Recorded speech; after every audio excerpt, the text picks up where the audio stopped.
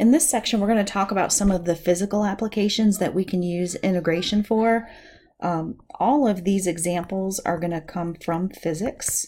If you don't have a physics background, don't worry. I'll cover the basics of the concepts that we're going to need in order to cover this section. The most important thing to realize in this section is that when we're dealing with constant values,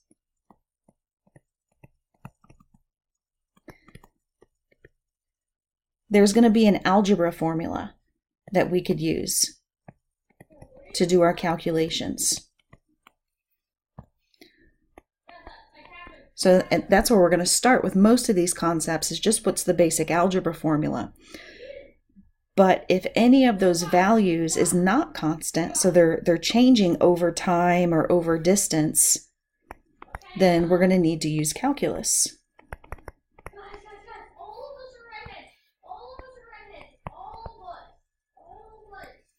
And you'll know you have a changing value if something is given to us not as a number, but as a function. So if we have a formula and one of the values described in that formula is given by a function, that means that value changes over time and we have to use calculus.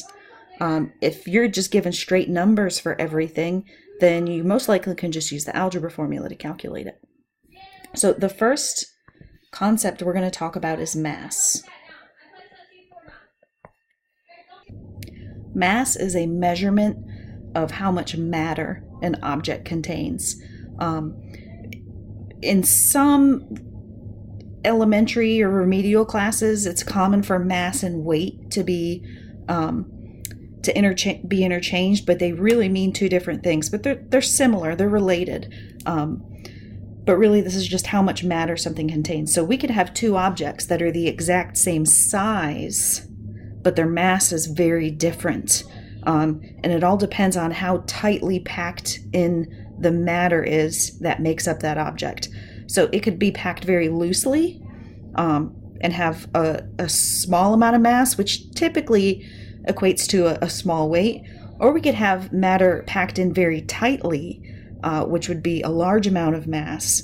And that typically means it weighs more. But technically, mass and weight are not exactly the same thing. So there is a simple algebra way to calculate this. Mass is density times volume. And density refers to how tightly packed the matter is.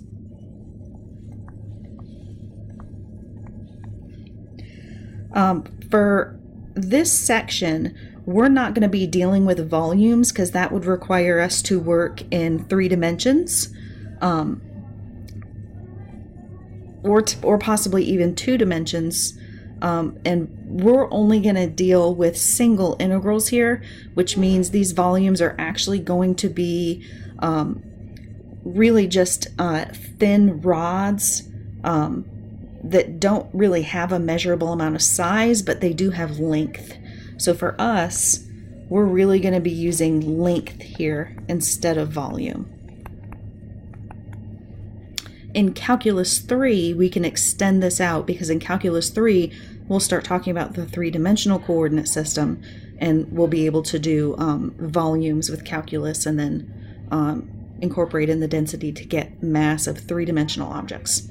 But for us this semester, these volumes really are just going to be lengths. So the algebra formula, if density is constant and volume is constant, it's just a simple multiplication. But it's possible that we have an object that does not have a uniform density. The density changes as we move through the object. So if you think of having a ball and half of it is made of one material and the other half is made of another material, those materials would have 2 different densities. So if the density changes over the shape of the object, we may have to represent that as a function. And in that case, mass would then be the integral of our density function. And density is typically denoted in calculus and in physics as the Greek letter rho. So we're going to have density as a function of x. So for, say, lower values of x, or the left side of this length, it's going to have one mass, but as we move to the right side of the length, which is represented by b, it might have a larger mass or just a different mass. So we need to calculate the density over tiny little increments along this length and then add them all back together. So anytime you do, you break something into lots of little pieces to do a calculation and then you add them all back together at the end, the shortcut for that is a definite integral. So just a simple algebra problem to start with. We're going to find the density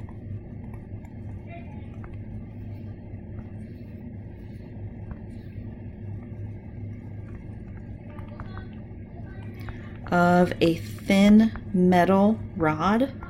So we're really not going to talk about its volume, more just its length.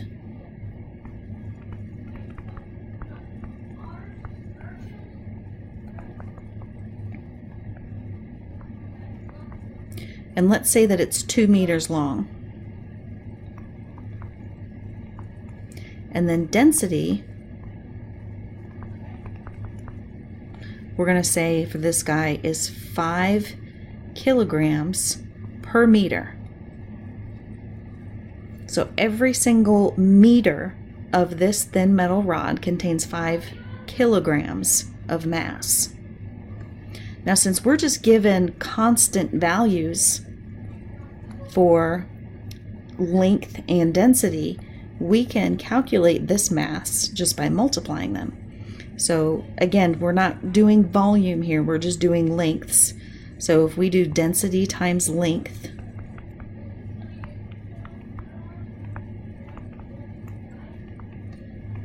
we're going to have 5 kilograms per meter times 2 meters. And if you notice these units, the first one is per meter, and then we multiply by meter. So those guys cancel each other out. And what we're left with is that the total mass of this thin metal bar is going to be 10 kilograms. So that's a very simple, just algebra-based example.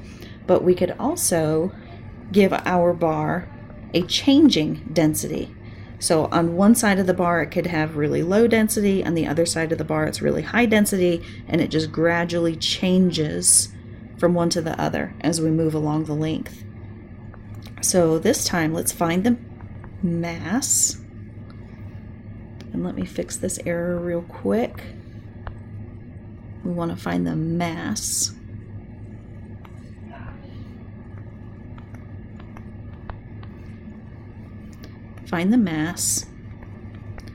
of a thin metal bar with density function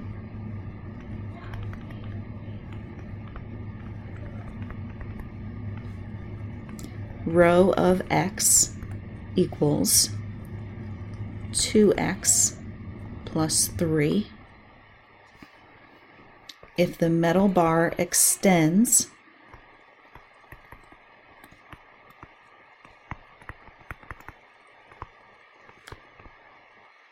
from x equals 1 to x equals 9.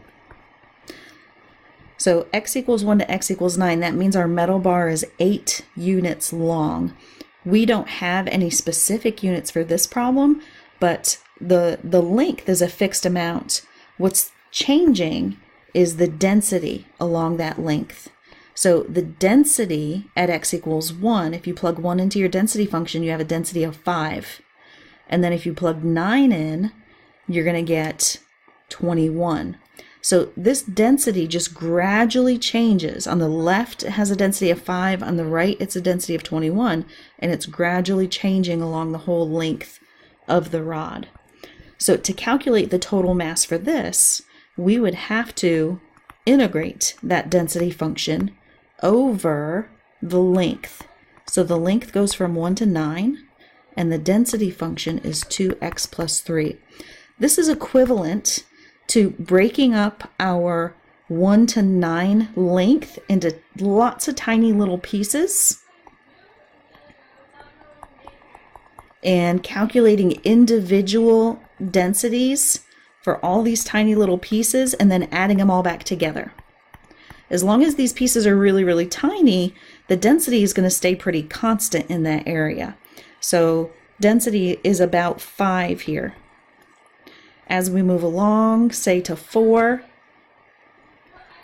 density is going to be 11. And then when we get to 7, density is going to be 17.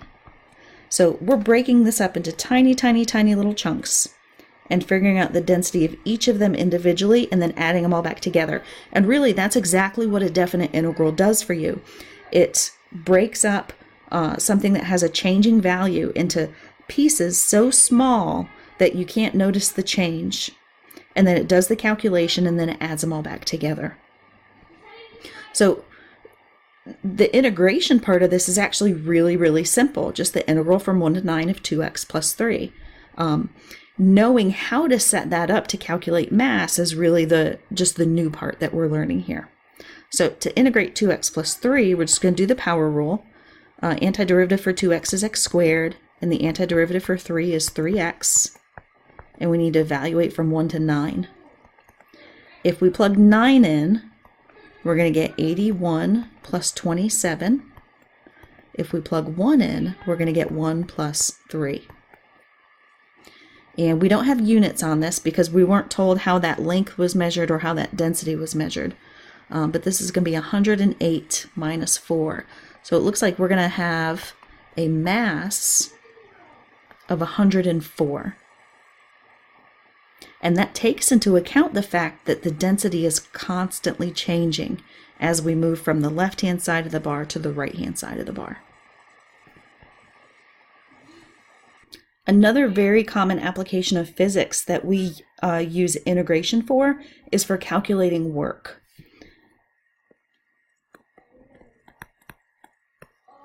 And we're going to calculate a few different types of work.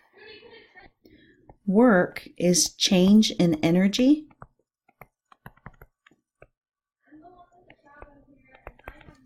When a force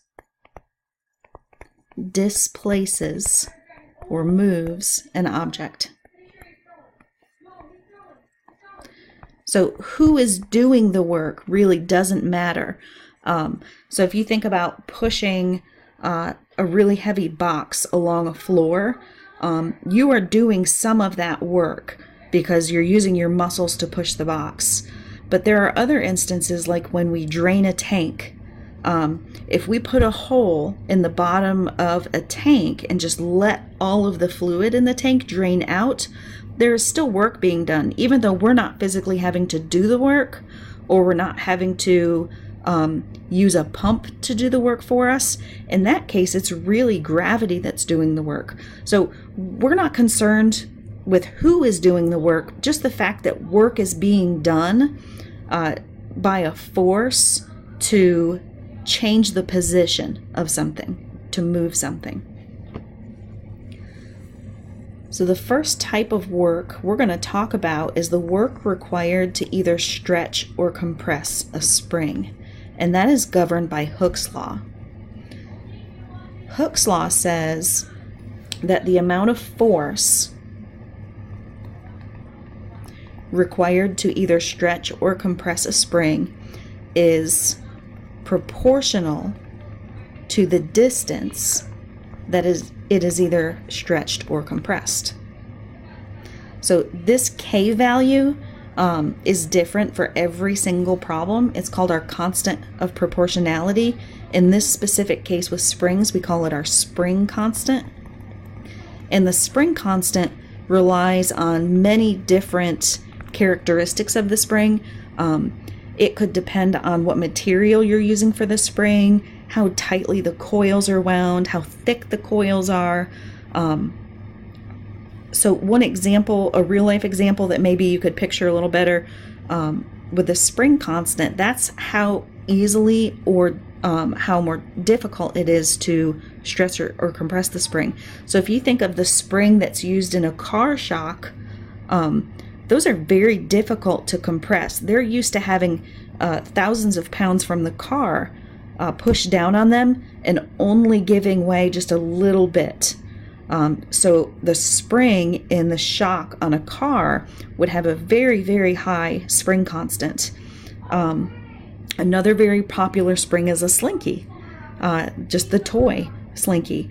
And it's extremely easy to stretch and compress a Slinky. You can just do it easily with your hands. Even gravity could do that. As children, we watch a Slinky go down steps. So once we get it in motion, we don't have to do anything else. All of that we could tell by the spring constant. Either a very high spring constant means it's very difficult to stretch and compress. A very small spring constant means it's really easy to stretch and compress. And then the way that we calculate work, or the change in energy, work is equal to force times distance. And the reason we're going to have to use calculus for this eventually is because force is rarely ever constant. Usually force is dependent upon the position of the object. So this force is really going to be a function.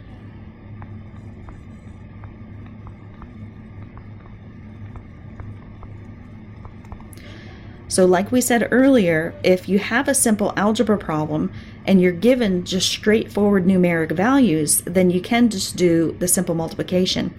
But if either one of those values are given as a function, then you'll have to work this as a calculus problem and use integration.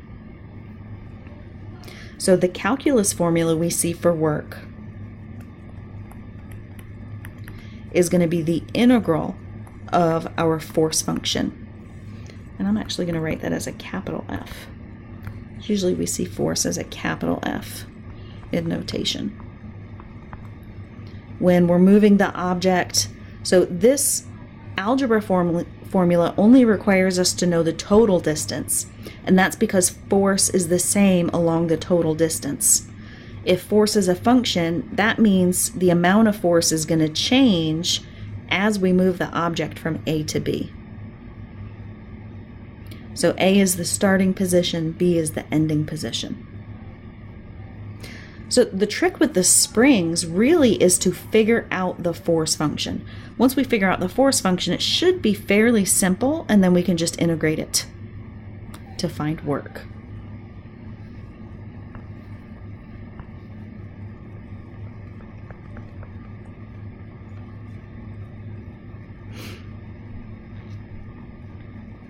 So we're going to calculate the work required to stretch a spring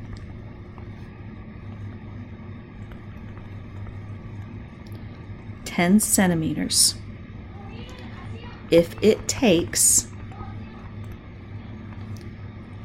4 pounds of force to stretch it 2 centimeters.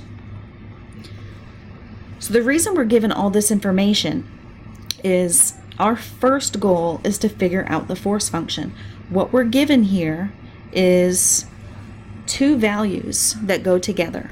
4 pounds of force will stretch us 2 centimeters. That's enough information to solve for the spring constant. So we're always starting with our force function here. Force equals K, and then we're just going to use X for distance. This is Hooke's law, and this is Hooke's formula. We know that it takes 4 pounds of force to stretch the spring 2 centimeters.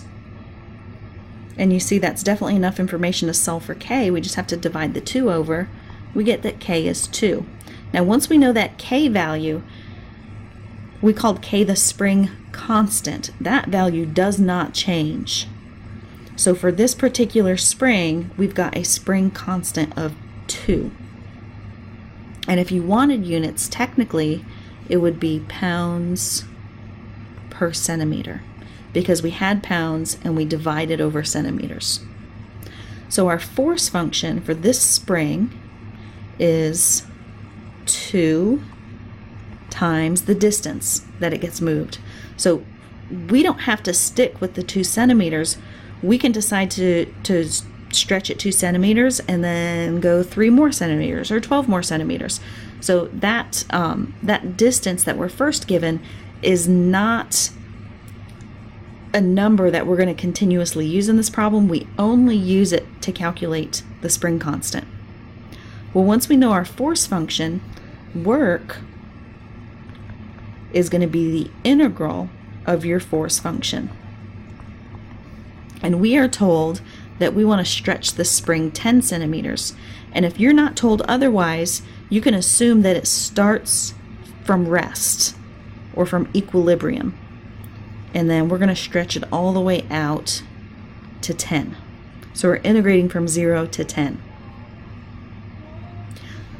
All of the work and understanding really goes in how to set this integral up. Calculating this integral is going to be very simple. So the antiderivative for 2x is x squared, and then we want to integrate from 0 to 10. So we get 100.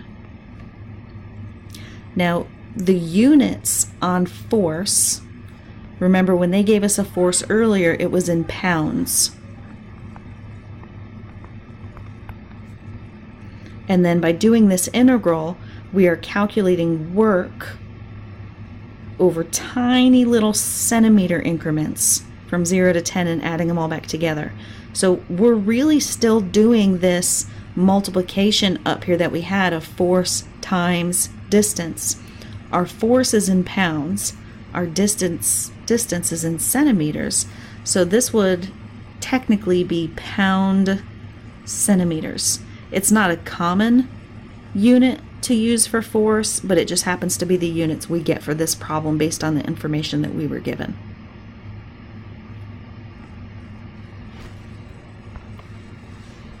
We can also compress a spring.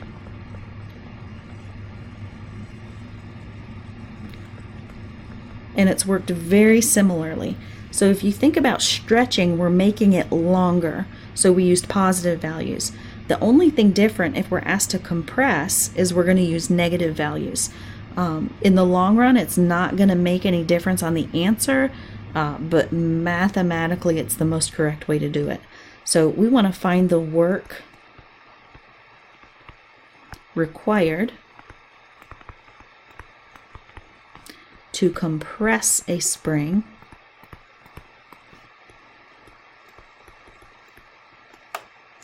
six additional centimeters if it takes 15 pounds,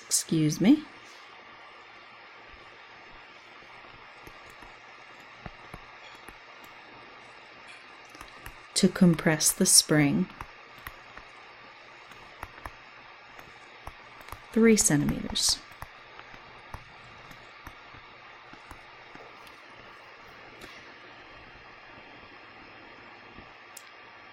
So again, we're given a lot of information here, and we don't have to use all of it in the integral. The reason they told us this link between force and distance is so that we could calculate the spring constant. So whether it's stretching or compressing, doesn't matter. The force for springs, according to Hooke's law, is the spring constant times the distance. And we're given this relationship saying it takes 15 pounds of force to compress the spring 3 centimeters. And if we solve for K, we'll divide over that 3, and we get that our spring constant is 5, which means our force function is actually not K times X, but 5X. Now there's going to be two things that work out differently with this integral. So work is the integral of your force function from A to B. We have a force function of 5x. And the inclusion of this word additional changes the problem just a tiny bit. And the fact that it's also asking us to compress is going to change a tiny bit. Additional means that we want to start where the example number left off. So we're not starting at equilibrium. We're not starting at 0. We're starting with this spring compressed 3 inches. So that means we're going to have -3, and we want to compress it 6 additional centimeters, which means we're going to go to -9. So we're compressing it from -3 to -9. And let me fix one thing here.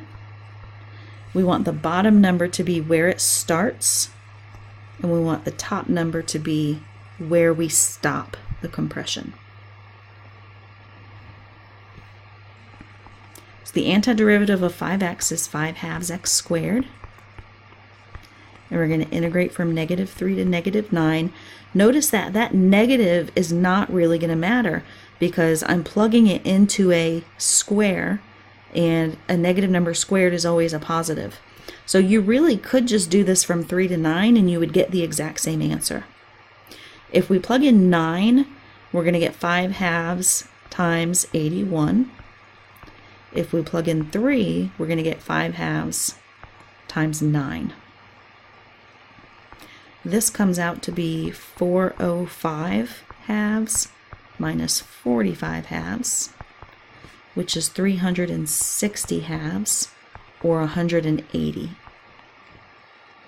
Now remember, the basic formula for work is force times distance. Well, our force in this problem is being measured in pounds, and our distance is measured in centimeters.